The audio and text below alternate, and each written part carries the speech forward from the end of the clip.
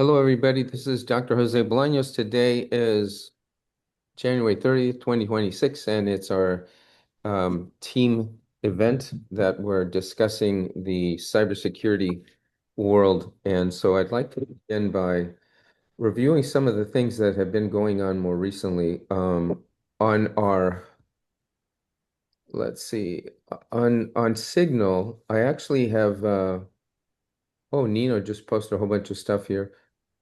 So what we have on Signal. Um, N- Nino, as you know, holy cow, he's with the Pentagon and the Department of Defense, and now is known as the Department of War. And he keeps sending me a massive amount of information that's taken a lot to kind of go through, and it's been a massive learning experience. Jose, I've been on every one of those calls with Nino, Yeah, it's and been, I got him just throwing Nimbus in the middle of everything I can think of hold on, am I wrong? because he's boots on the ground between the Pentagon and the White House, Uh-huh. and I'm on every call he's on, Well, that's fantastic. So and at I'm least, like a broken record. I'm so we Nimbus, have Nimbus, Nimbus, Nimbus. so right now he just sent me something on quantum AI cybersecurity. This is the CEO Ed Stars on this. Um, Listen, just to let you know, Jose, I didn't get a chance to tell you, I was up to 10 o'clock last night preparing his, helping him with his messaging for his dinner with that guy, which now got moved to 11:30 this morning Eastern time. That's why he's probably not on this call. Yeah, he said signaled by some lead. I met with him this morning. Great tech, signaled by some leaders at an MIT. Even in finishing up, can make the call.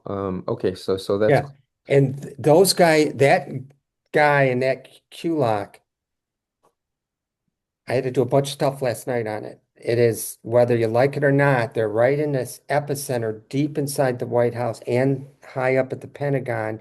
And the only reason I'm saying that is it is what it is, and these are the players, and that's what they're doing. So the name of the game was insert Nimbus into his lunch meeting with the guys, right? okay. So you're running with those guys today, Nino.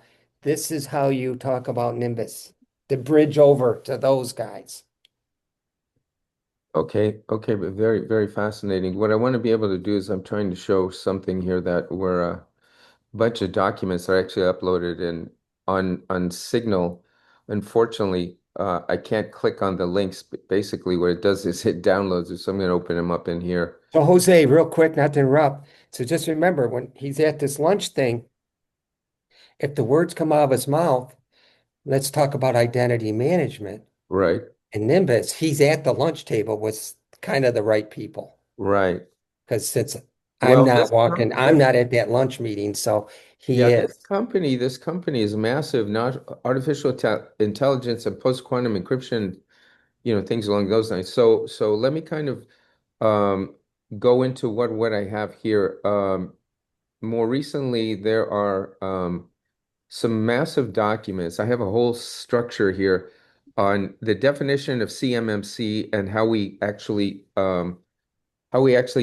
are aligned. And we've created an entire response so we can send to the government about, yes, we're CMMC compliant.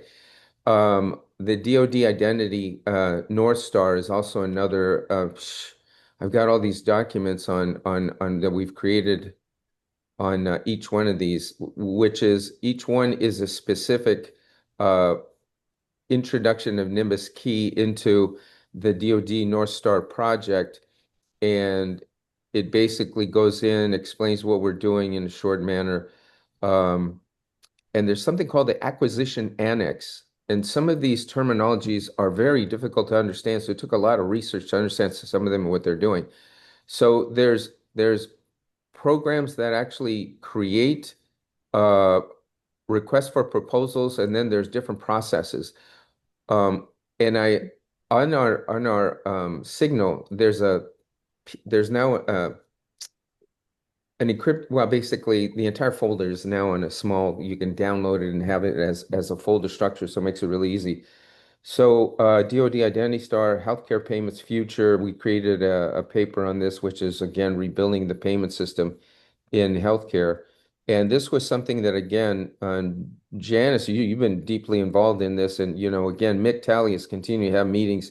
So we're looking at the Nimbus-Key system through a CCD layer in which there's communication with through the Fire network and the smart network and FedNow, FastPay.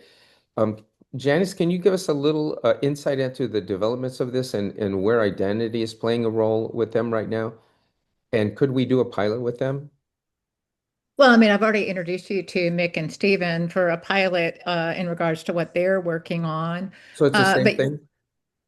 but yeah, the U.S. Healthcare system and DOJ are actually driving identity, and they are working. They've already contracted, which I think I've shared with this group, ID.me, Clear, and Login.gov. Okay. And those three companies are working together right now on a data model to exchange information behind the scenes on all three of their capabilities so that the consumer in healthcare doesn't have to worry about, um, if they have Clear and somebody else has ID.me, CMS didn't want to have to make that a burden to the consumer. So that data model is being finalized in the next couple of weeks, and then that will be rolling into the next version of Fast Identity for supporting the CMS Aligned Networks initiative. Well, even the government, the way that like Sam.gov, I got to tell you, it was like there's subdivisions and each one has a different way to log in. Sometimes they're only going to two-factor authentication and then using FIDO keys and, gets so confusing. There's one doctor told me it takes him 30 minutes to actually, be able to kind of log into the systems within the hospital. But here, I'm going to show you something here. This is interesting in which we have the NPI database here is available online where you can actually find a doctor or hospital's NPI number, search and find it. Here is the actual 5 GB file that anybody can download with every NPI number. Again, the NPI number is the tax ID number for every doctor, every hospital, and the criminals now have half of the equation for submitting a fraudulent claim. Here's the NPI. CMS is getting rid of all of that with their new provider directory and their initiative for identity for providers across the new directory. So it's Good. going to be mitigated in that actual rollout is going to be tested in March and then again in July of this year. But that's again led by DOJ. There was just an article on the FAST work. They're following the FAST directory framework and they're going to validate identity and do some things relative to testing the health of the endpoint and a lot of other aspects so that the payment and the prior authorization and the network of the new healthcare internet ecosystem is going to tie to the framework of Fast Directory, the capabilities that then automates prior authorization and the identity requirements that CMS is putting out specifically to start with Medicare.gov Mhm. and then move into Medicaid and other areas so that they will totally bypass everything associated with what they're doing with NPAS. So right now, this is an example of that database for the doctor. So here's for example, this doctor with the NPI number right here. And what we're looking at is this is a potential logistics expansion here, in which protecting the ID with true user verification DEMFA, that NPI number and the person's birth date you would then actually put it into the encrypted, put it into the URL of the data system. And again, this is the same logistics we have a patent on that would apply to any database. And right now, x9.org, we are members of that created document x9.150, which is recommending encrypted QR codes from the data files of a invoice or a payment. And we're again looking at it from the standpoint of verifying a citizen, things along those lines. So what would happen is you'd have a Nimbus-Key NPI access protected, in which would be an encrypted static key, which would be scanned to be able to then submit a payment system that is more um, secure to the payment system. So one of the things we have here, there is let's see.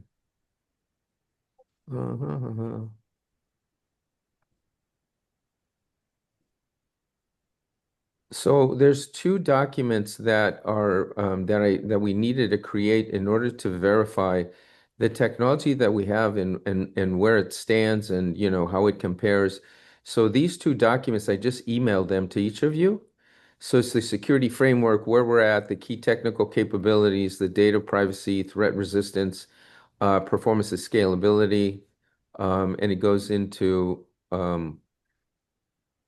these are white papers that have been created for each of these. And again, where we describe the difference between the normal QR code and encrypted QR code. And here's the patent and the 3 registered trademarks.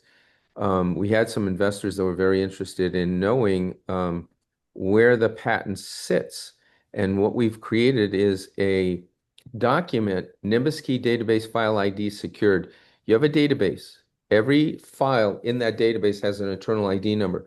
So we're talking about creating encrypted QR codes, bank transaction IDs, product IDs for supply chain, again, with Phil Abraham and SAP. This is one of the big deals here. Voter ID. We've got a white paper that actually shows us being able to have log into the government's data system with true user verification, DMFA. I'm in my account. I press a button. It sends me my encrypted QR code that I use to go and vote. Scan the QR code, goes back to the data system, decrypts it, verifies that I'm a citizen. Social security numbers, NPI numbers, we will protect all that in the same way.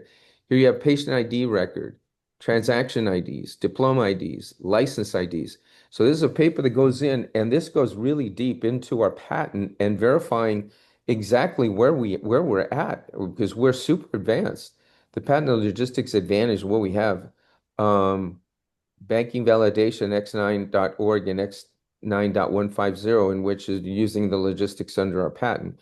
Why this is massive market opportunity, banking and payments, healthcare, HIPAA, fire, supply chain manufacturing, government voting, AI autonomous systems, strategic investor takeaway, a patent identity infrastructure across industry security, standards aligned with X9.150, a defense against AI attacks. And again, we're wanting to set up Nimbus-Key pilots with AI systems.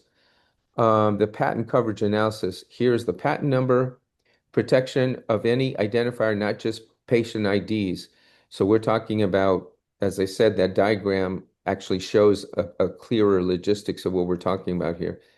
Double encryption, database held keys. This goes into deeply on all the sections in the patent because our patent discusses protecting patient ID numbers and things along those lines, but it extends to database file systems, encrypting the ID of those systems.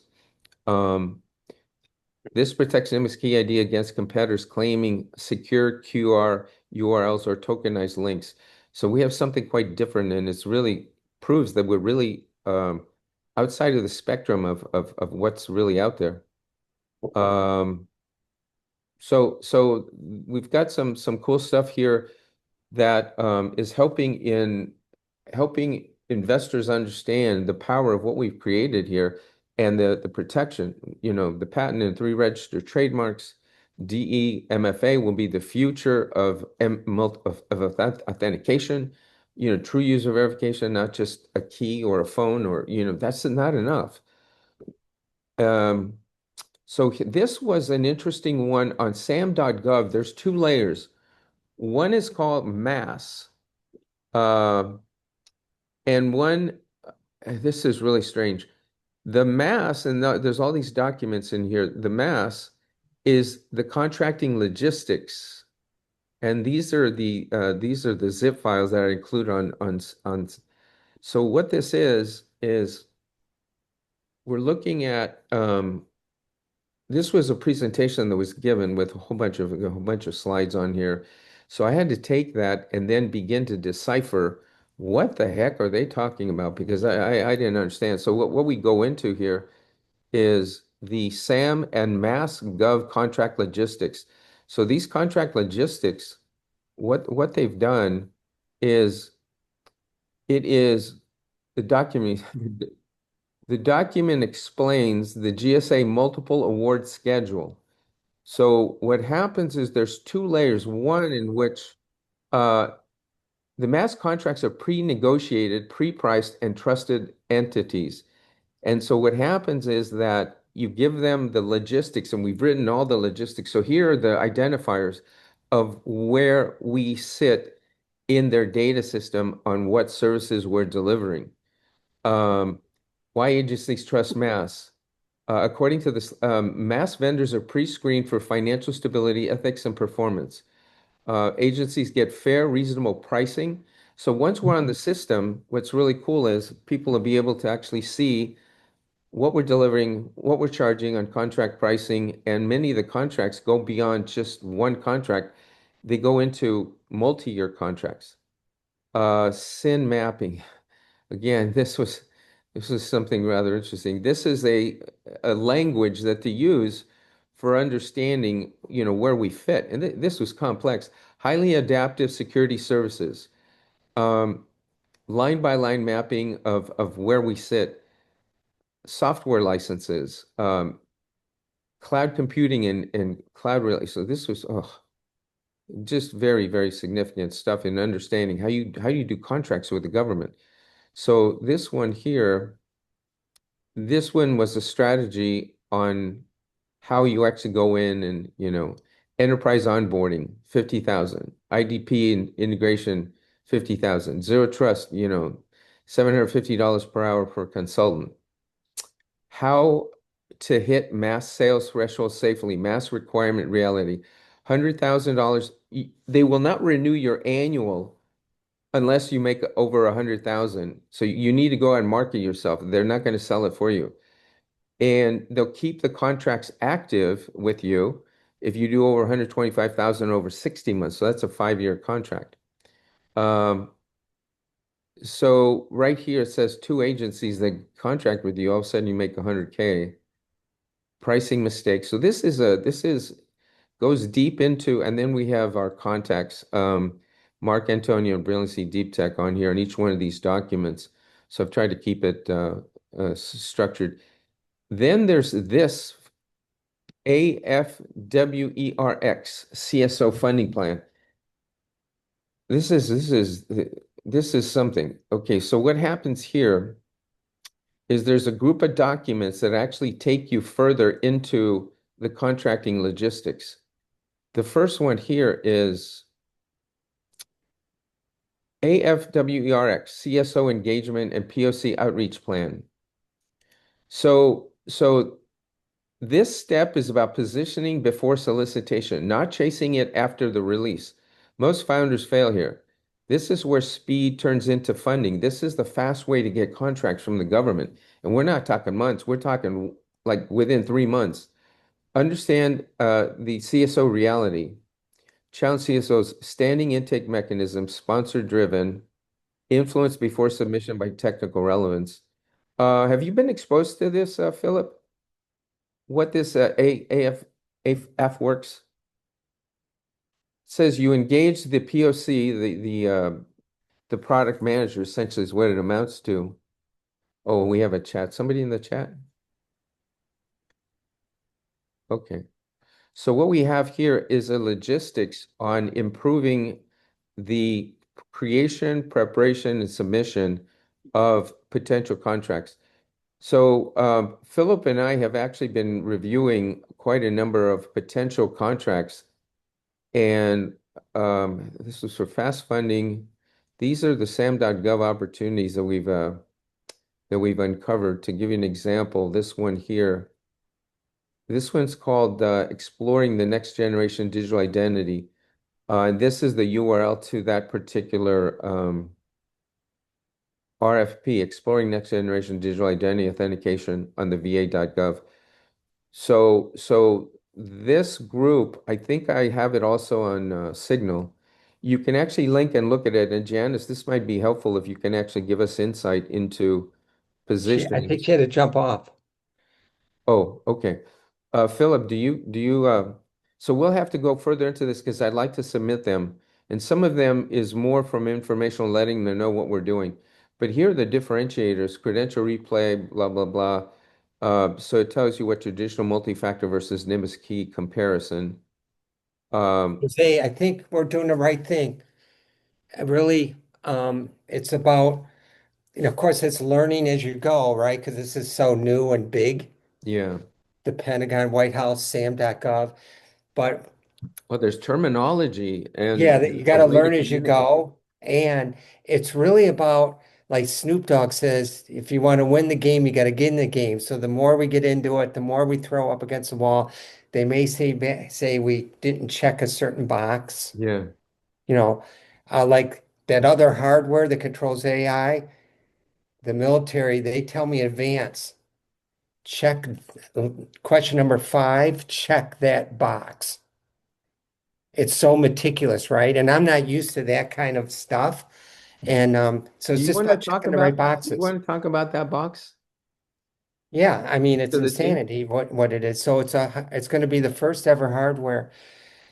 It's inside the military. It's been handed over to me for some odd reason, and it's going to control rogue AI, whether it's in special operators' helmets or fighter jet pilots or satellites, drones, so that, yeah, so they could control um, split second decision making, and they don't, how do you know if it's the AI message is legitimate or not, So this right? is part of the NSA that you're with, Well, I am part of the NSA, but this is part of the Air Force. the The Golden Fleet mandate. Veridix box. What? The Golden Fleet mandate is what Yeah, it's. and like I said, so yesterday, Nino pulled me into this call with all these Air Force big shot, major high up guys, and they had up on their wall, their PowerPoint, the Golden Fleet mandate, and I'm over here building the Golden Fleet mandate. I And was what it like, is, so again, in other words, see how crazy the world is, Jose? It and you really, said well, go ahead. you said it's a device that actually will prevent artificial intelligence attacks to systems. Can you elaborate on that a little bit? Yeah, You- it's a box that has complex 35 patents around it, um, complicated electronics and that it's measuring, I don't have it all completely digested yet, measuring vibrations and different noises and different things in a way that can differentiate honest and legitimate AI messaging and not honest. And it'll shut it down right then. Because why? Fighter jet pilots are moving at 500 miles an hour, and they got to make decisions like now, special operators, um, satellites, things like that. So they're building these machines to move quick and do things very fast. They're throwing AI at it, but they don't have a mechanism to be the parent over an AI. So AI will become child. This tool will be parent. Right now, AI is like parent and we're child. Okay, Yeah. this flips it around. Philip, So with regards to your expertise in supply chain intelligence and things along those lines, will this play a role? Your contracts you have with IBM and SAP are is yeah, in fact, I'm constantly thinking about that because phase one, we're doing the military side because that's where this is originating. and Nimbus-Key is a front door to these. Pardon me? Nimbus-Key may be a front door to these. Yeah, well, my point is so separate of the original initial military guys breathing down my throat. Um, because I'm not a military guy, so it's a different group of people I gotta learn to deal with. But the I'm throwing in and identifying where do we onboard Nimbus? I Hmm. mean, we're onboarding Nimbus for sure in Yeah, that box. Okay. I'm looking at the blueprints and the schematics to see where do I insert it. right. And once I figure that out, we'll say, okay, boom. I'll say, Jose, that's where we're going to insert you right there. This Is there product is in a what they call a $10 trillion marketplace. is there a different way of communicating with these systems? Is it using normal internet HTTPS or is there a new layer? No, there's a different way it's operating. And not right now, because I have a hard stop too, but I'll maybe this weekend I'll see which different diagrams I could send over to you so you can see. Oh, okay. Yeah, no, because that's kind of interesting what the government's doing right now. So the Some, diagrams are very technical, very electrical, very that, right? yeah. Um, then this picture in front of us is sexy and cool and cute.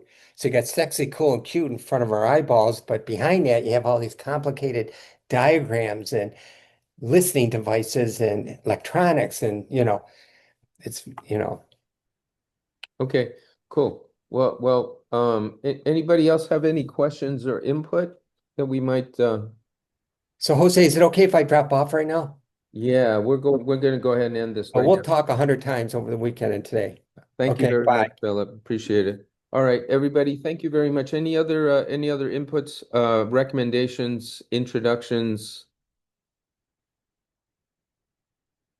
All right, guys, I'm going to go ahead and end the meeting. I greatly appreciate it. I'll go ahead and try to get a recording made. Have a good weekend.